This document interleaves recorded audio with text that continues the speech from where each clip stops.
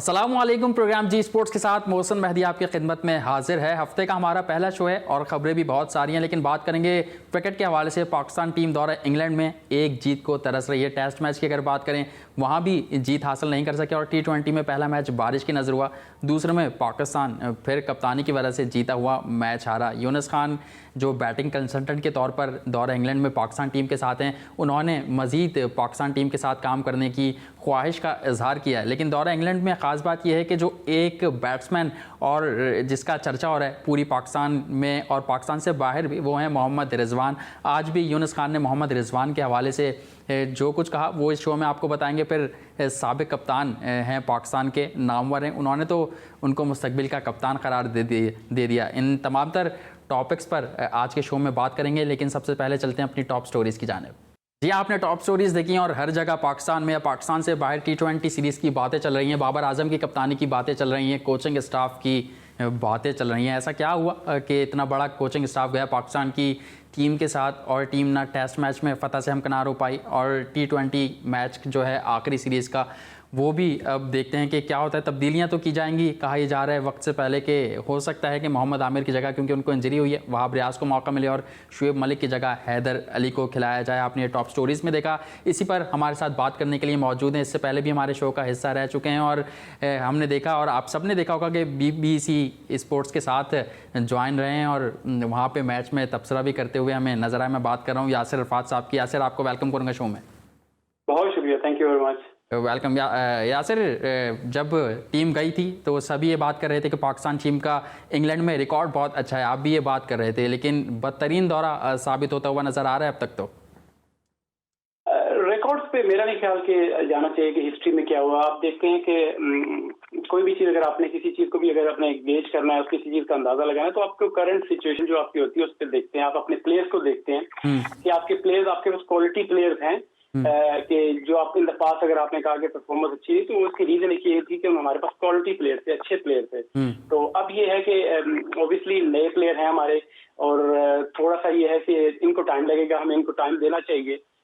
क्योंकि आप जिस तरह बाबर आजम की बड़ी बात हो रही है कि वो देखें कैप्टनसी तो वो कर ही रहे हैं वाइट बॉल में, मगर ये है कि वो मैचेस उस तरह जीत नहीं रहे। आप देखें कि पाकिस्तान में भी जो सीरीज हुई उसमें भी पाकिस्तान T20 हारा, ऑस्ट्रेलिया जो हम लोग गए वहां पे भी हारे। मगर ये है कि इनको टाइम देना पड़ेगा। बाबर इटसेल्फ, उसकी आप परफॉर्मेंस देखें कि उन्होंने 50 की, क्योंकि हर प्लेयर का अपना रोल है। बाबर आजम ने जो कल बैटिंग की, लेकिन यासिर आप जो टाइम की बात कर रहे हैं, मैं समझता हूं कि बहुत सारे एडिशन इन्होंने पाकिस्तान सुपर लीग के खेले हैं, T20 कब खेलते हैं, तो हम तो ये समझ रहे थे कि T20 के स्पेशलिस्ट हैं और पाकिस्तान टीम का ये फेवरेट फॉर्मेट है। वहां पर भी हम अगर अच्छा नहीं कर पाएंगे तो फिर ऐसा कैसे चलेगा अगर टाइम की बात की जाएगी तो? ये है कि अब इस चीज़ को अगर आप रिलेट करना चाहें तो काफ़ी चीज़ें, अगर आप जो डिसीजन पीछे हुए, मैं पहले भी बात करता रहा और काफ़ी प्रोग्राम में डिस्कशन भी होती रही कि जो डिसीजन वर्ल्ड कप के बाद कुछ डिसीजन लिए गए जिनका जो खमियाजा है वो अब हमें नजर आ रहा है और भुगत रहे हैं हम लोग। जो कि सरफराज अहमद को जो कप्तानी से उनको हटाया गया, तो वो चीज़ अब हमें नजर आ रही है कि वो देखिए आप मैचेस भी हार रहे हैं, सीरीज भी हार रहे हैं और नए प्लेयर, जिस तरह आपने PSL की बात की, तो प्लेयर PSL के परफॉर्मर इस टूर पे हैं। तो अगर मेरे से पूछा जाए, मेरी राय लेंगे तो मैं तो चाहूंगा कि खुशदिल शाह को खिलाना चाहिए, हैदर अली को खिलाना चाहिए और उनको पूरा तीनों मैचों में मौका देना चाहिए था। अब यह है कि अब खिलाएंगे, एक मैच का प्रेशर उन पे ऑलरेडी होगा, तो मेरा नहीं ख्याल कि वो उतना परफॉर्म कर सकेंगे। अगर इनको खिलाना था तो तीनों मैच को गो देना चाहिए था। लेकिन वही वाली बात कि हमारी मैनेजमेंट कहती है फ्यूचर का सोच रहे हैं, यंगस्टर्स को मौका देंगे, फिर एतमाद सीनियर्स पे करती है, तो ये फिर यही समझ आता है कि जूनियर्स पर या यंगस्टर्स पर एतमाद नहीं है मैनेजमेंट को? नहीं, ऐसी बात नहीं है। कि देखिए अब जो मैनेजमेंट की आपने बात की, तो मैनेजमेंट ने थोड़ा सा यहाँ पे थोड़ा उनसे गलती से इस तरह हो गया कि जहाँ एक्सपीरियंस चाहिए था हमें, स्पेशली टेस्ट क्रिकेट में, वहाँ पे हमने यंगस्टर डाल दिया। हमने ऐसे फास्ट बॉलर्स को खिला दिया जो जिनका खुद डोमेस्टिक का ट्रैक रिकॉर्ड है इतना अच्छा नहीं है, और इंटरनेशनल क्रिकेट वो आप देखें कोई किसी ने 4 मैच खेले या किसी ने 5 टेस्ट मैचेस खेले हुए, तो वो हमें नजर आया कि एक्सपीरियंस का फुकदान हमें नजर आया टेस्ट क्रिकेट में, जहाँ पे समझते हैं कि मैनेजमेंट जो है फेल हुई है इस टूर पे। फेल सच मैं तो नहीं कहूंगा कि आप देखें अब हैं तो ऑलरेडी वो कितने एक्सपीरियंस कोचेज हैं, खुद भी कितने बड़े बड़े नाम हैं हमारे कोचिंग स्टाफ में। फेल आप इस तरह नहीं कह सकते, मगर कुछ डिसीजन ऐसे हैं जिसपे आप उनको क्रिटिसाइज कर सकते हैं कि क्योंकि हमें ये नहीं है कि हर टूर के बाद आप कहें कि यार ये फेल हो गया, इनको चेंज कर दिया जाए। तब्दीली की बात इस तरह नहीं होनी चाहिए। जो पर्टिनेंट बात है, जो कोई गलती किसी ने सिलेक्शन में की है या किसी लड़के को गलत जगह पे गलत मौके पे खिलाया, तो उस पर बात की जा सकती है। जिस तरह सिलेक्ट मैंने कहा कि टेस्ट मैचेस में हमने जिन प्लेयर को खिलाना चाहिए था हमने नहीं खिलाया, तो इस चीज पे बात हो सकती है और इन्हीं डिसीजन पे आपके फैसला कर सकते हैं कि आपकी सिलेक्शन कमेटी कामयाब हुई है या फेल हुई है। ठीक है, आप ये कह रहे हैं कि जो फैसले गलत हुए उसको क्रिटिसाइज किया जा सकता है, उस पर तनकीद की जा सकती है। सेकंड T20 में आप क्या समझते हैं, कहाँ पाकिस्तान क्रिकेट टीम ने गलती की, कहाँ टर्निंग पॉइंट देखते हैं? लोग कह रहे हैं कि इफ्तिखार अहमद को 3 ओवर दे दिए गए, जो टर्निंग पॉइंट साबित हुआ मैच का। मोहम्मद हफीज़ और शुएब मलिक के तजर्बे से फ़ायदा उठाया जा सकता था।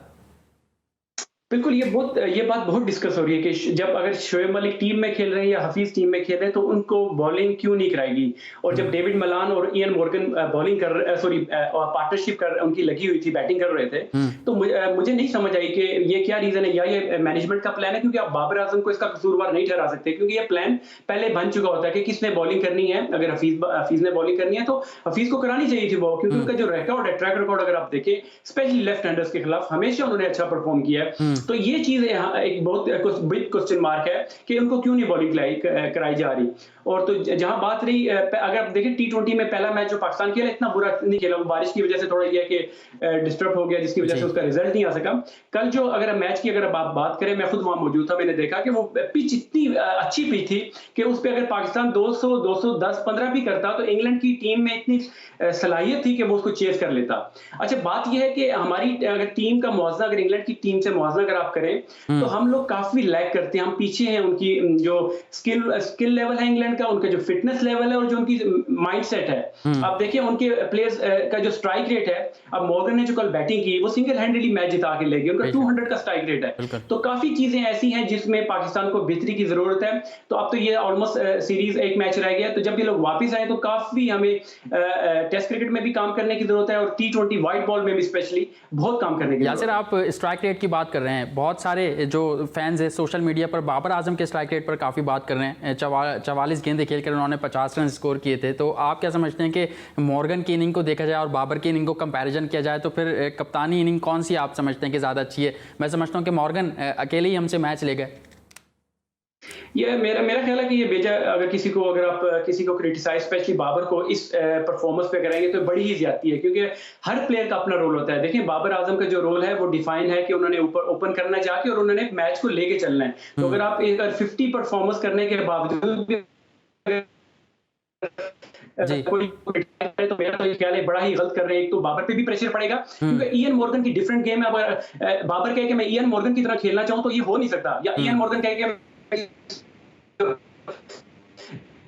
अपना खेलने का तरीका है। तो आप ये किसी को जज नहीं कर सकते कि दूसरे कप्तान ने ऐसा परफॉर्म किया तो हमारा कप्तान उसका क्यों नहीं खेला। तो मिडल में आके ये जिस तरह हफीज ने बैटिंग की, तो हफीज का यही स्टाइल है, वो इसी तरह खेलते हैं, स्ट्राइक रेट खुल के खेलते हैं। और ये इसमें यह है कि आपको लाइसेंस होता है। बाबर का अपना खेलने का तरीका है, जिस तरीके से वो खेल रहे हैं, तो आई थिंक हमें उनको बल्कि बैक करना चाहिए जिस तरह वो खेल रहे हैं और परफॉर्म कर रहे हैं। ठीक है, आप समझते हैं कि बाबर आजम को बैक करना चाहिए, सपोर्ट करना चाहिए? बाबर आजम की हम बात कर रहे थे, उनकी कप्तानी के हवाले से बहुत बातें हो रही हैं कि जिस तरह अजहर अली ने पहले टेस्ट मैच में गलतियां की थी, वहां बाबर आजम से भी कुछ गलतियां हुई।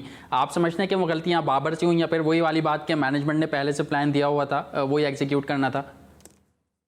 अगेन मैं फिर वही बात करूंगा जिसमें मैंने पहले बात की कि वो जो वर्ल्ड कप के बाद जो हमने कुछ डिसीजन ऐसे किए थे जिसकी वजह से सरफराज को कप्तानी से हटाया, तो वो चीजें अब हमें नजर आ रही हैं। तो बाबर का ये है कि बहुत जल्दी हो गया उनके लिए, क्योंकि वो सारे फॉर्मेट्स पे परफॉर्म कर रहे थे, तो उन पे कप्तानी का जो एक्स्ट्रा बर्डन आ गया। तो वो मेरा नहीं ख्याल कि वो इवन अपनी परफॉर्मेंस पे, क्योंकि कल हमने ये देख लिया कि जब टीम पे प्रेशर पड़ता है या कोई दूसरी टीम हार्ड आती है आप पे, तो आपके पास प्लान बी या प्लान सी नहीं था। तो वो आपको नजर आया कि बाहर कोचिंग स्टाफ भी परेशान है, कप्तान खुद परेशान है, और जो बाकी सीनियर प्लेयर्स थे ग्राउंड के अंदर, तो ऐसा लग रहा था कि हर बंदा अपना मशवरा दे रहा है। तो मेरा नहीं ख्याल कि इस तरह होना चाहिए। प्लान ए बी सी पहले ही बन जाना चाहिए, और जब एग्जीक्यूशन की बारी आनी चाहिए तो एक बंदे की चलनी चाहिए, क्योंकि 2020 ऐसा फॉर्मेट है कि इसमें आपको जल्दी जल्दी डिसीजन करने पड़ते हैं। तो अभी यह है अगर बाबर आजम तो सरफराज नहीं खेल रहे, कप्तानी नहीं कर रहे, अगर उनके साथ इनको ट्रेन किया जाता साल 2 साल, तो मेरा ख्याल था कि बाबर आजम बेहतर कप्तान की सूरत में अभी नजर आते, मगर अभी यह है बहुत जल्दी लेकिन अगर आप समझते हैं कि गलती हुई है पाकिस्तान क्रिकेट टीम के मैनेजमेंट से, तो गलती सुधारी भी जा सकती है। सरफराज अहमद वहाँ पर मौजूद हैं, या पाकिस्तान क्रिकेट बोर्ड चाहे क्रिकेट मैनेजमेंट चाहे तो दोबारा उनको कप्तान बना सकता है, ऐसा साबिक कप्तान भी कह रहे हैं पाकिस्तान में। बिल्कुल ये हो भी सकता है, क्योंकि अब देखें, क्योंकि जैसे मैंने पहले कहा कि बाबर पे इस टाइम बहुत ही ज्यादा प्रेशर है। अपनी परफॉर्मेंस तो ऑब्वियसली बहुत अच्छी वो कर रहे हैं, बिल्कुल। और फिर उसके बाद वो जिस तरह हमने टैग शुरू कर दिया कि फेबुलस 4 वाली बात करते हैं कि टॉप 4 में आना और परफॉर्मेंस उस तरह करना, तो वो उन पे एक वो चीज है। फिर कप्तानी का अलग प्रेशर उन पे है, तो मेरा नहीं ख्याल कि वो कप्तान एज अ सक्सेसफुल होंगे। उनको या तो अगर उनको अब बना दिया है, फैसला कर लिया, तो उनको फिर अब हम लोगों को उनको पूरी सपोर्ट करनी चाहिए। उनको बेशक वो सीरीज आते हैं कुछ करते हैं, सपोर्ट करनी चाहिए। ऑन दी अदर हैंड, जैसे आपने कहा कि अपना गलती को आप सुधार सकते हैं, तो व्हाई नॉट। सरफराज मौजूद है, उनके पास अभी भी 2-3 साल क्रिकेट बाकी है, वो कैप्टनसी मटेरियल भी हैं, तो अगर वो दोबारा कैप्टनसी उनकी दोबारा उनको मिलती है, तो आई एम श्योर कि पाकिस्तान टीम को इससे बड़ा फायदा होगा। बिल्कुल। देखें, ये बात अगर मैनेजमेंट सोचे तो क्या ही बात है। एक कॉलर शायद मेरे साथ मौजूद है। कौन साहब, कहाँ से बात कर रहे हैं? हेलो, राम खान बात कर रहा हूँ बलूचिस्तान जिला खुजदार से। जी, मुझे आवाज़ सुनने में दिक्कत पेश आ रही है आपकी। राम खान से बात कर रहा हूँ बलूचिस्तान जिला खुजदार से। जी, क्या सवाल करेंगे, क्या कहना चाहेंगे? मेरा सवाल ये, मतलब ये पाकिस्तानी जो टीम की मैनेजमेंट है, जो सिलेक्शन को प्ले करते हैं, यासिर अरफात भाई से मेरा सवाल यही है, मतलब इसमें जो टेस्ट क्रिकेट के लिए, वनडे क्रिकेट के लिए। नहीं, मैं सुन नहीं पा रहा माजरत के साथ आपको। आप दोबारा कॉल कीजिए। प्रोड्यूसर से कहूँगा कि मैं उनको भी नहीं सुन पा रहा, तो दोबारा अगर आप उनको कॉल करें। फिर यहाँ से कंटिन्यू हम करेंगे। आपने बात की थी कि अगर 200 से ज़्यादा रन्स बनाती पाकिस्तान क्रिकेट टीम तो बेहतर होता, लेकिन एक इंटरव्यू में कल ही बाबर आजम ने कहा, मैं अप्रोच की आपसे बात कर रहा हूँ, कि हम इस अप्रोच के साथ गए थे कि 160 या 165 रन्स बना सकें, लेकिन फिर इतने 195 रन्स बन गए और उसको भी हमारे बॉलर्स डिफेंड नहीं कर पाए। इस पर मायूसी का उन्होंने इजहार किया। तो अप्रोच आप कैसी देख रहे हैं कि कप्तान कह रहे हैं 160 165 की हमें उम्मीद थी रन्स करेंगे हम? बस ऐसे है कि देखिए, आप मैच से पहले आप एक आइडिया लेके आते हैं। आपको देखिए पार स्कोर उस ग्राउंड का, आप जो आपके स्टैट्स का बंदा वहां बैठा होता है, वो आपको बताता है कि इन द पास्ट अगर लास्ट 10 मैचेस इस ग्राउंड में हुए तो क्या स्कोर मैक्सिमम रहा है। तो वो 160 ही था। वो बाबर ने बिल्कुल सही बात की कि अगर 160 करते हैं तो हम उनको डिफेंड करने में कामयाब हो जाएंगे। मगर जब एक दफा मैच शुरू हुआ, इतना अच्छा स्टार्ट फखर जमान और बाबर ने दिया कि फिर वो बढ़ता ही गया कि जी 180 हो जाएगा या 190 हो जाएगा। भाई एक टाइम ऐसा आ गया था जब हफीज खेल रहे थे, तो ऐसा लग रहा था कि 200 प्लस हो जाएगा। मगर बीच में जब इफ्तिखार की बैटिंग आई, तो वो उनसे उस तरह की हिटिंग इफ्तिखार से हुई नहीं, वरना 210 या 215 आराम से हो जाता। तो ये चीजें अप एंड डाउन चलते रहते हैं आपकी। देखें, आप अंदाजे कुछ लगाते हैं, मगर आपका कोई प्लेयर ऐसा एक्स्ट्राऑर्डिनरी इनिंग खेल लेता, जिस तरह हफीज ने कल खेली, तो वो स्कोर 190 पे चला गया। तो वो 190 ऐसा लग रहा था कि मतलब एक इनिंग जब मुकम्मल हुई थी, तो मैं खुद बल्कि जब मैनचेस्टर के ग्राउंड में मौजूद था, तो मुझे यही था कि हम लोग हर बंदा ये डिस्कस कर रहा था कि अब तो ये पाकिस्तान की बॉलिंग इसको डिफेंड कर लेगी। मगर जिस तरह इयन मॉर्गन ने और मल्लान ने जो पार्टनरशिप लगाई 2 विकेटें गिरने के बाद, तो ये एक्स्ट्राऑर्डिनरी उन्होंने बैटिंग की। और ये पता चलता है कि अच्छा कप्तान और स्टेबल किस्म का कप्तान अगर होगा, तो उसकी परफॉर्मेंस या उसका जो एटीट्यूड है ग्राउंड में वो नजर आता है, तो वो उसका फर्क पूरी टीम पे पड़ता है। बिल्कुल, पूरी टीम पे आपने कहा कि उसका फ़र्क पड़ता है। बातें हो रही हैं शोएब मलिक को रिप्लेस करने की, कि हैदर अली को जो अब तीसरा वो होगा T20 उसमें मौका दिया जाएगा। तो आप समझते हैं कि अब मौका दिया जाएगा अगर हैदर अली को, तो वो सही होगा?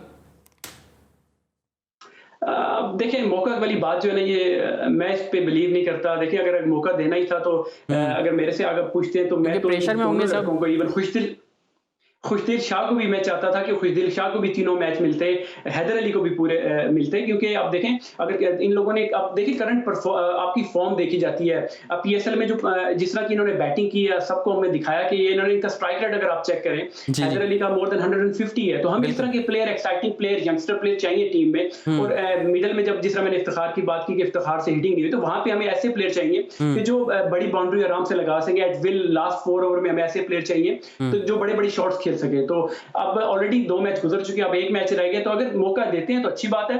और अगर खुदा ना खासा वो परफॉर्म नहीं करते, तो हमें ये नहीं कहना चाहिए कि यार यंगस्टर्स ने भी परफॉर्म नहीं किया। तो ये बड़ा काम होने वाला है T20 टीम, वाइट बॉल और टेस्ट क्रिकेट में जब ये लोग वापस आएंगे। बिल्कुल ऐसा ही है। और आपने इफ्तिखार अहमद की बात की, मैं उस पर भी बात करूंगा, लेकिन एक कॉलर हमारे साथ मौजूद है। कौन साहब, कहाँ से बात कर रहे हैं? अस्सलाम वालेकुम भाई, फजल मैं बात कर रहा हूं लाहौर से। जी, वालेकुम अस्सलाम। क्या कहना चाहेंगे? सरफराज ने सिर्फ चैंपियन ट्रॉफी मैच जिताई, उसके अलावा क्या किया। दूसरा, ये चैंपियन ट्रॉफी में कोई इतनी खास परफॉर्मेंस टीम की कोई इतनी खास परफॉर्मेंस नहीं थी, सिर्फ एंड वाले मैच में था कुछ, उसके अलावा चैंपियन ट्रॉफी में कोई इतना खास पाकिस्तान टीम की परफॉर्मेंस नहीं थी।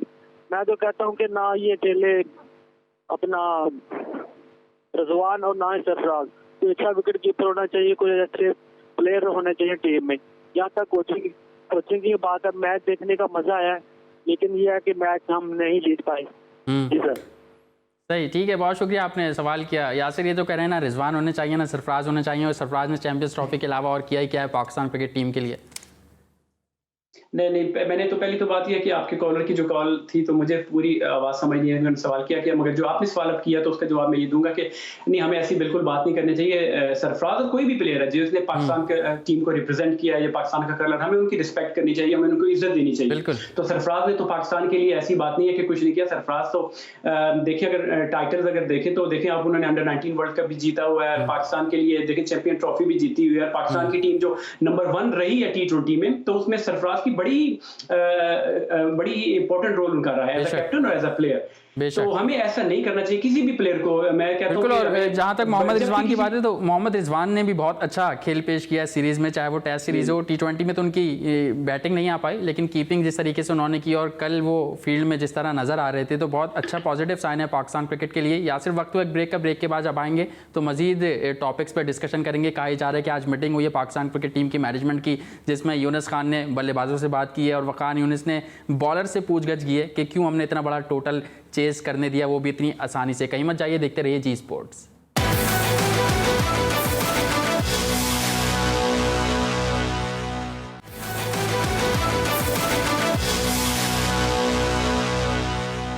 Welcome back in Zee sports. Break से कबल बात कर रहे थे दूसरे T20 में क्या खामियां की पाकिस्तान क्रिकेट टीम ने और अब क्या उनको करना चाहिए। यासिर, आपकी तरफ एक दफ़ा फिर आऊँगा और बात करूँगा कि जो टीम 195 रन्स का दिफा ना कर पाए, तो फिर जो हमारे बॉलिंग कोच है वो क्या कर रहे हैं। लोग यही बातें कर रहे हैं कि वकार यूनिस वहाँ पर मौजूद हैं और हमारा जो बॉलिंग अटैक है वो दुनिया में माना जाता था, टॉप क्लास का बॉलिंग अटैक समझा जाता था। अब वो बात नज़र नहीं आ रही हमारी बॉलिंग में।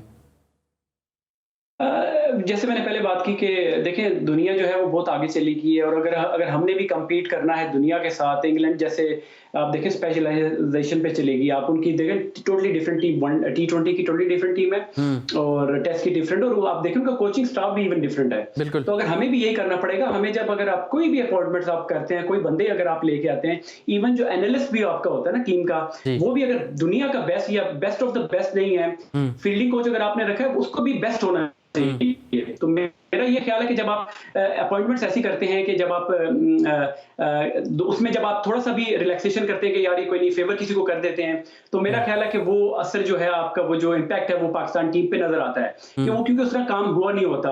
अब एनालिस्ट की जिस तरह मैंने बात की कि वो आजकल की क्रिकेट में इतना इंपॉर्टेंट है कि आपको देखो सारे आपके प्लेयर्स के ऑपोजिशन की जो है ना आपको खामियां खूबियां बता सकता है। तो अगर हमने compete करना है और आगे करना है तो हमें इन चीजों को और बेहतर बनाना पड़ेगा।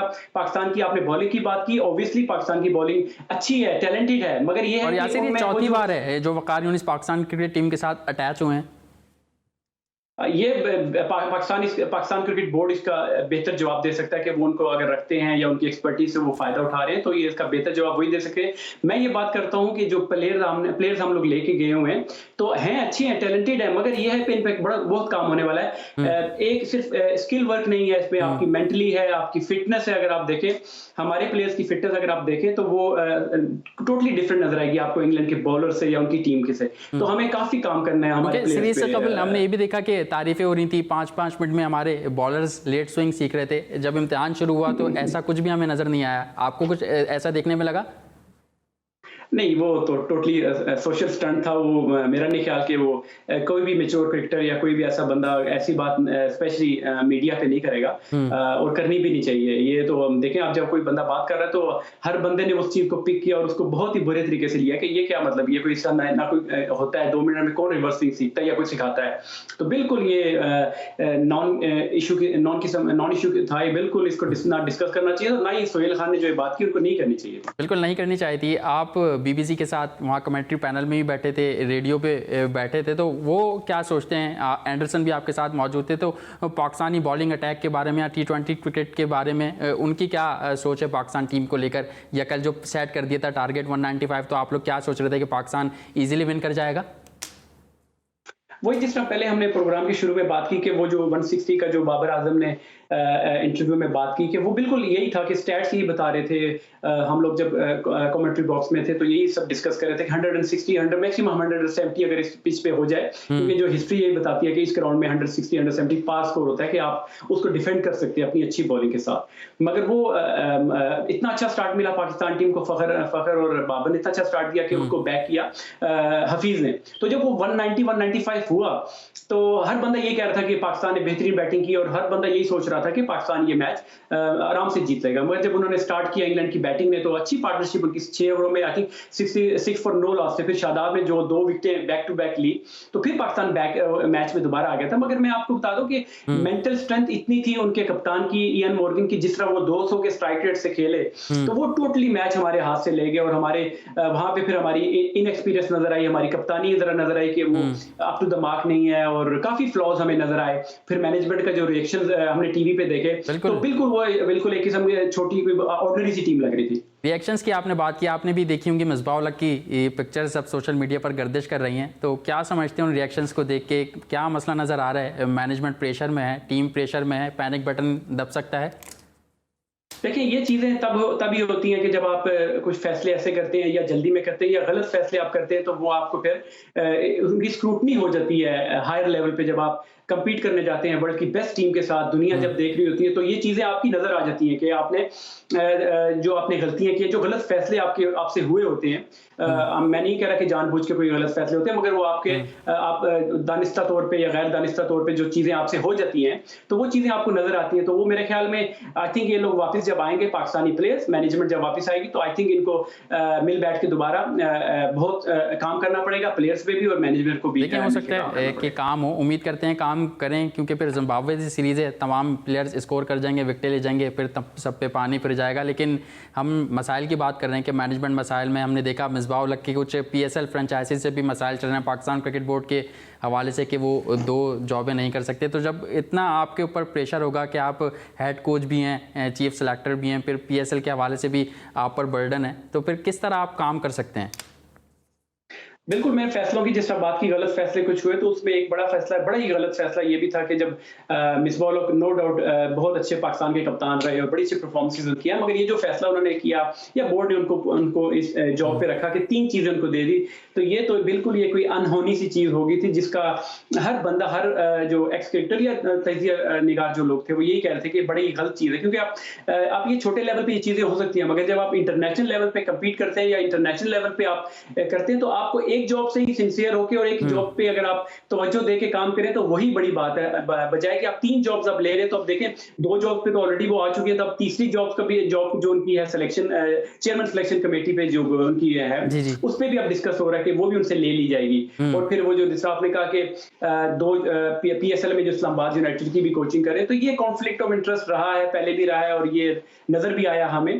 तो मेरा जो इंटरेस्ट का कॉन्फ्लिक्ट है आप बात कर रहे हैं, इससे नुकसान पाकिस्तान क्रिकेट को होता है यासिर, क्या समझते हैं?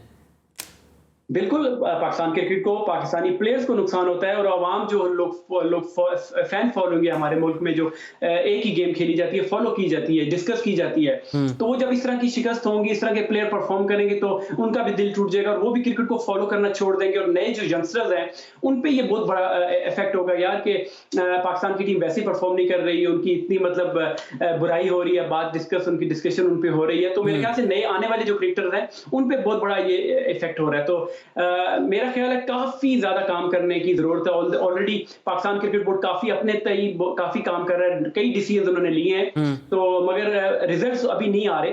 अभी टाइम इनको अभी 1.5 साल हुआ है, तो अभी देखें अब कितना टाइम और लगता है इनको ठीक होने में। देखें हम, क्योंकि कितना टाइम लगता है, हमारा ग्राफ मुस्तकिल नीचे आता जा रहा है T20 क्रिकेट की अगर बात करें। और फिर मेरे शो में पिछले हफ्ते मुदस्सिर नज़र साहब मौजूद थे, उन्होंने भी ये बात कही थी कि मिसबाह-उल-हक को एक और ओहदा खुद ही छोड़ देना चाहिए और हेड कोच की तरफ ज़्यादा ध्यान दें। मैंने उनसे पूछा था कि आप क्या समझते हैं कौन सा ओहदा उनको छोड़ना चाहिए, तो उन्होंने कहा चीफ सेलेक्टर का ओहदा छोड़ दें और हेड कोच पर ज़्यादा फोकस करें। आप क्या समझते हैं?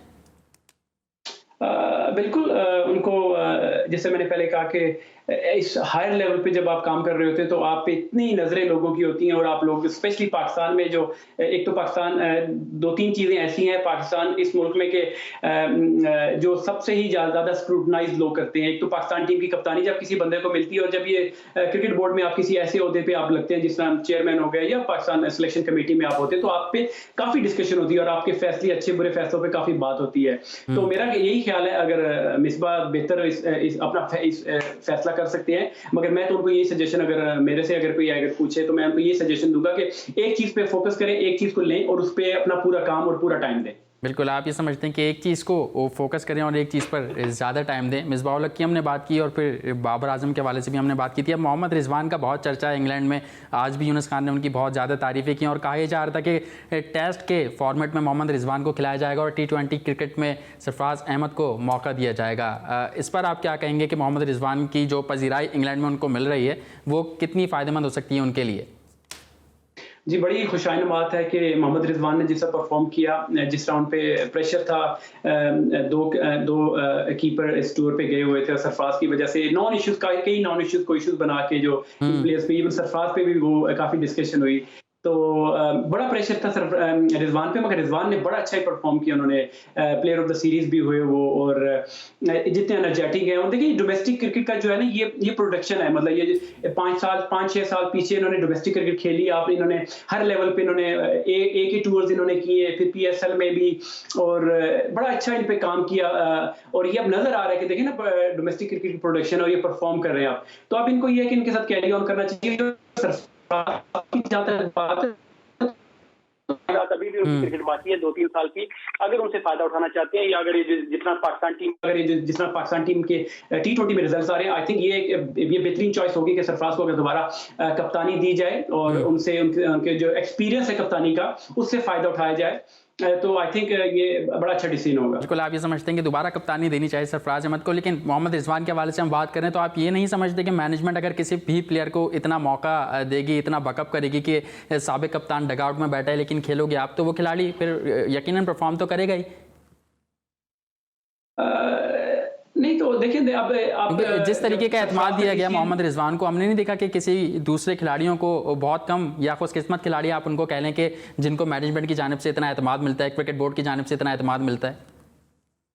ये बड़ी अच्छी चीज होती है किसी भी प्लेयर के लिए कि जब मैनेजमेंट और कप्तान आपको सपोर्ट कर रहा हो ना, तो ये लकी भी आप कह सकते हैं कि कोई बंदा लकी भी होता है। इस तरह बाबर आजम को अगर आप देखेंगे, जब बाबर आजम नए आए थे तो वनडे में तो ऑब्वियसली वो अच्छी वाइट बॉल अच्छी परफॉर्म कर रहे थे, तो मिकी आर्थर जो उस टाइम के कोच थे तो उन्होंने उनको काफी सपोर्ट किया और जिसकी वजह से वो देखिए अब टेस्ट क्रिकेट भी अच्छे टेस्ट क्रिकेटर बनकर उभरे हैं वो। तो ये कोई किस्मत की बात है किसी भी प्लेयर के लिए, अगर लकी होगा कि उस पर अगर मैनेजमेंट एतमाद करती है या कप्तान एतमाद करता है, तो किसी भी प्लेयर को अगर आपने बनाना है, उसको एक लंबा रन देना पड़ता है आपको। तो जिस तरह रिजवान जिस सिचुएशन में भी मौजूद हैं, तो आई थिंक इनको सबको बैक करना चाहिए। एक दो मैचेस अगर बुरे भी जाते हैं तो मेरा नहीं ख्याल कि किसी भी प्लेयर पे बिला वजह प्रेशर डाला जाए, क्योंकि देखिए इन प्लेयर्स पे कई सालों की इन्वेस्टमेंट हुई है। तो मेरा नहीं ख्याल कि एक दो मैचेस की परफॉर्मेंस पे आप इनको डिस्कार्ड करके उनको ड्रॉप कर दें या उनको निकाल दें या उनकी तस्दीक करें सोशल मीडिया पे कि यार वो जैसे इफ्तिखार के बारे में काफी बात हो रही है मीडिया पे। तो मेरा नहीं ख्याल कि आपकी जो बंदा कोई पाकिस्तान को रिप्रेजेंट कर रहा है और जिसने देखें सारी उम्र इन लोगों ने क्रिकेट खेली हुई है, इन्होंने थ्रू सिस्टम आए हैं,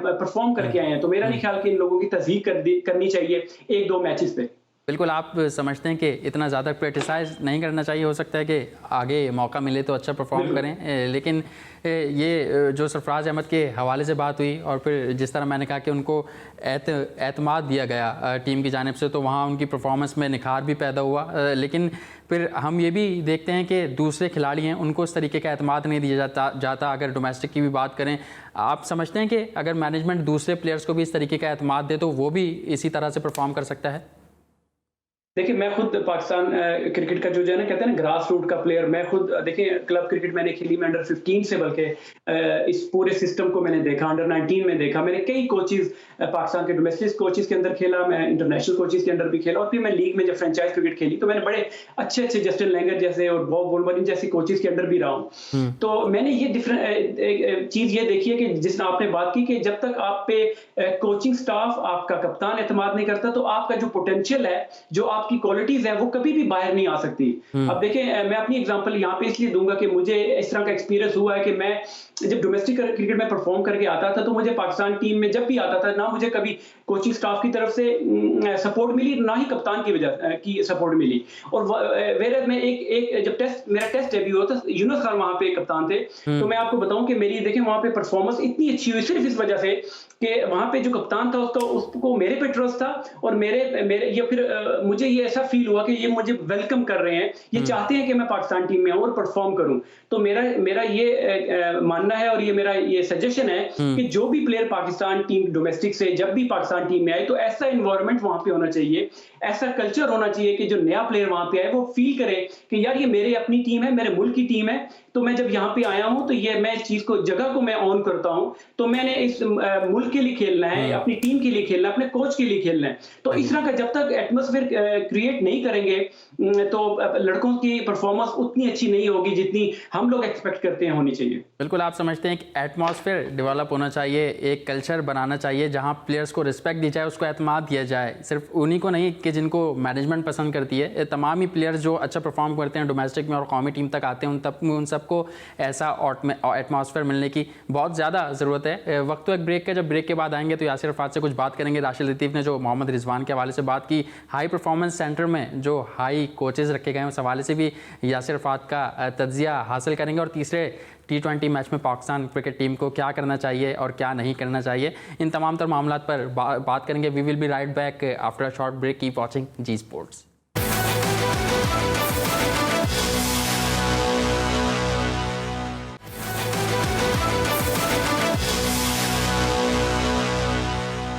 जी स्पोर्ट्स में एक बार फिर खुशामदीद। Test cricketer Yasir Arafat London से हमें ज्वाइन किए हुए हैं, इंग्लैंड में जहां कौमी टीम मौजूद है वहीं यासिर अरफात भी मौजूद हैं। सबसे पहले उनसे सवाल करूंगा कि राशिद लतीफ़ ने मोहम्मद रिजवान के हवाले से एक बयान दिया जिसमें उन्होंने कहा कि टीम मैनेजमेंट मोहम्मद रिजवान को तीनों फॉर्मेट में इसलिए मौका दे रही है कि वो मुस्तकबिल में मोहम्मद रिजवान को कौमी टीम का कप्तान बनाने के लिए सोच रही है। तो यासिर, बहुत आसान नहीं हो गया कौमी टीम की कप्तानी करना या मिलना? नहीं, मेरा राशिद भाई का जिस तरह आपने बात की, राशिद भाई हमारे बड़े ही बेहतरीन प्लेयर भी रहे हैं और अब तजिया निगार भी हैं, और हर बंदे का अपनी राय है, उनकी आजकल तनकीद में भी बहुत हैं वो। क्या आजकल तनकीद में भी बहुत हैं वो?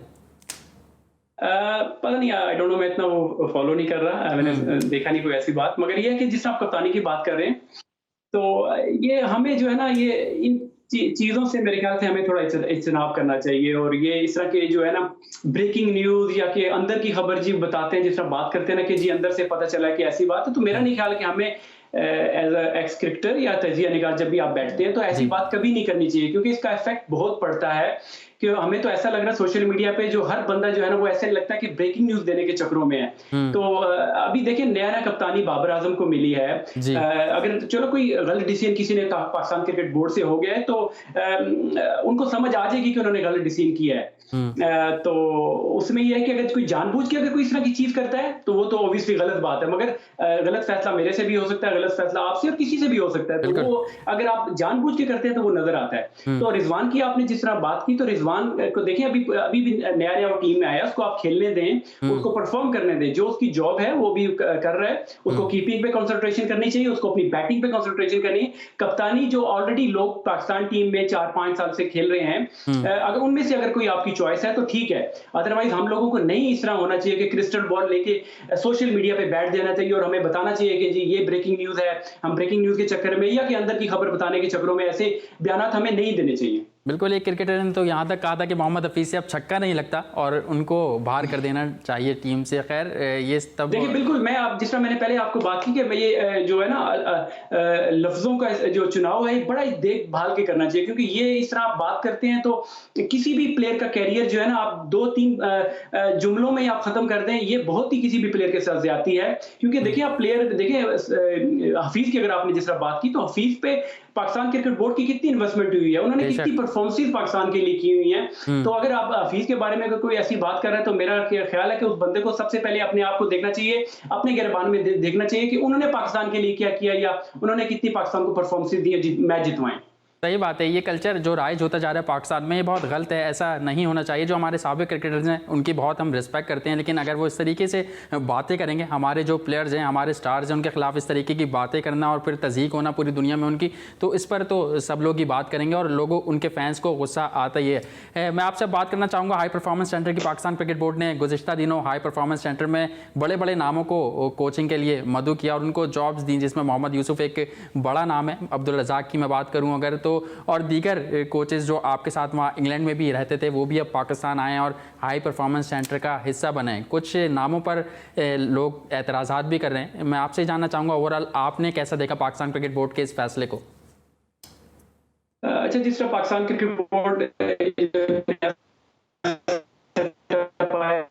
सेंटर को बेहतर बनाया जा रहा है, नए लोगों को लेके आया जा रहा है, नई इनोवेशन की जा रही है, तो एक लिहाज से तो ये अच्छी चीज है कि चलें हाई परफॉर्मेंस सेंटर बन रहा है और कोचेज आ रहे हैं। जो सबसे अच्छी चीज देखने की वो इसमें यह है कि अगर आपने कोई नई अपॉइंटमेंट्स आप करते हैं तो आपने ये देखना है कि आपके पास ठीक है, अगर एक्स क्रिकेटर जो हमारे हैं अच्छे प्लेयर थे, बड़ा अच्छा उन्होंने परफॉर्म किया पाकिस्तान के लिए, मगर जब कोचिंग की बात आती है, जिस शोबे के लिए उनको बुलाया जा रहा है, तो उस टाइम ये देखना चाहिए कि उनकी क्वालिटी, कितने क्वालिटी कोचेज वो हैं। तो ये बड़ा इंपॉर्टेंट चीज है कि उनमें क्वालिटी है, मॉडर्न डे क्रिकेट उन्होंने खेली हुई है, उनको जो आजकल की रिक्वायरमेंट है वो उस पर पूरा उतरते हैं। तो ये चीजें पाकिस्तान क्रिकेट बोर्ड को मेरे ख्याल में देखनी चाहिए जब ऐसी अपॉइंटमेंट्स करते हैं।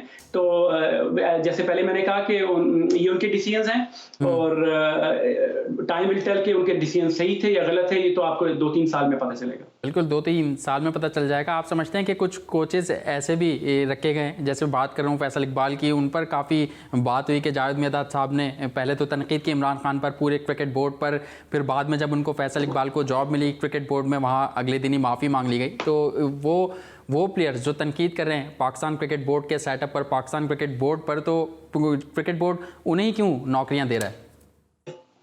मैं वो जिस तरह पहले बात की कि जो उनके अच्छे बुरे डिसीजन जो भी वो कर रहे हैं, वो कोशिश, उनकी ख्वाहिश यही है कि वो अच्छा काम करें, उन्होंने जो डिसीजन किए हैं, और इनका रिजल्ट आपको देखें 1-2 साल में पता चल जाएगा कि उन्होंने अच्छे डिसीजन किए, बुरे डिसीजन किए। फैसल इकबाल की आपने बात की, फैसल इकबाल वो क्रिकेटर है कि जो जिन्होंने, मैंने और फैसल ने, शोएब मलिक ने, कामरान अकमल ने, हम लोगों ने क्रिकेट इकट्ठी शुरू की है। तो अब वो कोचिंग की फील्ड में आ चुके हैं, वो पाकिस्तान सुपर लीग में उन्होंने कोचिंग की और बाकी उन्होंने कोर्सेज भी इंग्लैंड में भी कोचिंग की है। तो जिस तरह बाकी लोगों को आप आजमा रहे हैं, तो व्हाई नॉट फैसल इकबाल को अगर आप उनको भी अगर आप आजमा रहे हैं तो इसमें कोई बुराई नहीं है। तो आपको इसके रिजल्ट्स आपको पता चल जाएंगे कुछ 1-2 साल में कि ये इनके डिसीजन अच्छे थे या बुरे थे। ठीक है, आप समझते हैं कि 2 साल में, 3 साल में इसके रिजल्ट्स सामने आ जाएंगे कि किस तरह ये कोचेस काम कर रहे हैं। मेरे पास अब टाइम कम है और मैं आपसे पूछना चाहूँगा कि तीसरे T20 में आप क्या देख रहे हैं? कौमी टीम को चेंजिंग करनी चाहिए या फिर उसी सेम टीम के साथ जाना चाहिए? चेंजिंग अगर करनी होती तो ये शुरू में जो इनका जो प्लान था, अगर यंगस्टर्स को इन्होंने खिलाना होता तो वो शुरू में खिला देते, फिर उन्होंने एक्सपीरियंस से वो गए। अब आई थिंक उसी से एक मोहम्मद आमिर जो अनफिट हुए हैं उनकी जगह मेरे ख्याल से वहाब को चांस देंगे। उसके अलावा मे भी हो सकता है कि खुशदिल शाह या हैदर अली को खिलाया जाए। मैं तो मेरी ये ख्वाहिश थी, मैं चाहता ये था कि इन दोनों को बल्कि पहले मौका मिलता, खुशदिल को भी और हैदर को भी, क्योंकि जितना मैंने इनको देखा, इनकी PSL में इनकी परफॉर्मेंस देखी तो मुझे बड़ी खुशी हुई। तो मुझे लगा कि ये 2 ऐसे प्लेयर हैं कि जो मॉडर्न डे क्रिकेट या जो रिक्वायरमेंट है आजकल की इंटरनेशनल क्रिकेट की, इस पे पूरा उतरते हैं। तो मेरी यही ख्वाहिश होगी कि ये लोग जब खेलें इनको पूरा मौका दें, और जिस तरह मैंने पहले बात की कि इनको वेलकम किया जाए। खुदा न खास्ता इनसे अगर परफॉर्मेंस नहीं भी होती तो इनको जो है इनको बैक करना चाहिए, इन पे काम करना चाहिए कि इनमें वो टैलेंट है, इनमें वो क्वालिटी है कि जो इंटरनेशनल लेवल पे जाके परफॉर्म कर सकते हैं। ठीक है, आप समझते हैं वो क्वालिटी है कि नेशनल टीम में जाके अच्छा परफॉर्म कर सकते हैं अगर इनको भी उस तरीके का एटमॉस्फेयर मिला। मोहम्मद आमिर की आपने बात की, 2 मैचों में हमने देखा 2 ओवर्स उन्होंने कराए, दोनों ही मैचों में बहुत ज़्यादा एक्सपेंसिव रहे। कल के मैच में, सेकंड T20 मैच में की अगर बात करूं तो अब लोग कह रहे हैं वो रिदम नज़र नहीं आ रहा आमिर की बॉलिंग में, उस तरीके की बॉल नहीं कर पा रहे। आप क्या समझते हैं आमिर की क्रिकेट को लेकर अब बहुत सारी बातें हो रही हैं? बहुत ही कंट्रोवर्सी रही कि जब उन्होंने टेस्ट क्रिकेट छोड़ी और फिर जब उनको बाद में टीम को ज्वाइन भी करवाया गया तो काफ़ी उन पर बात हुई है। बॉलिंग अगर पहली मैच की अगर आप बात करें तो पहले मैच में इतनी बुरी बॉलिंग उन्होंने नहीं की। अगर आप देखें 2 ओवर में उन्होंने 14 रन दिए और फिर बारिश हो गई तो उनको सेकंड स्पेल करने का मौका नहीं मिला। और इस मैच में यह है कि ऑब्वियसली सबको मार पड़ी है, आमिर को भी इसमें मार पड़ी और बेचारे बदकिस्मत रहे कि वो इंजरी का शिकार हो गए। तो देखिए अब जब वो अब नेक्स्ट टूर होगा, नेक्स्ट अब टाइम उनके पास है, इंजरी फ्री अपनी वो ट्रीटमेंट वगैरह कराएंगे तो उसके बाद होगा। है मेरे ख्याल में उनकी अभी T20 क्रिकेट अभी थोड़ी बाकी है, थोड़ा और उनको इम्प्रूव करना पड़ेगा और स्किल्स को इन्हांस करना पड़ेगा।